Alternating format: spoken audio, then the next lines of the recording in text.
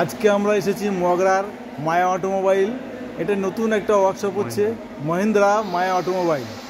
এখানে আমরা এইখান থেকে এইখানটায় কম্প্রেসারটা বসবে, এই বরাবর এইখানে কম্প্রেসারের কানেকশান হবে এখানে।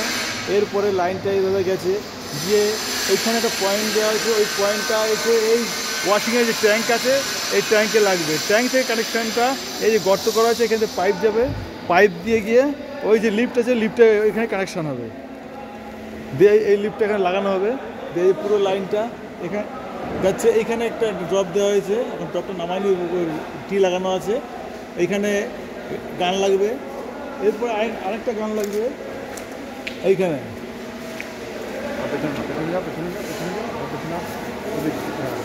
এরপরে এই যে এইখানে একটা গানের পয়েন্ট আছে, এইখানে আরেকটা গানের টায়ারিং ফোল্ডার লাগবে, এখানে দেওয়া আছে।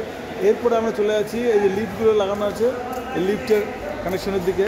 পরপর সব লিফটগুলো আছে, এবার দেখাচ্ছি পরপর একটা একটা করে। এর নতুন এখনও কাজ কমপ্লিট হয়নি, চলছে, আজকে প্রথম দিন করছি।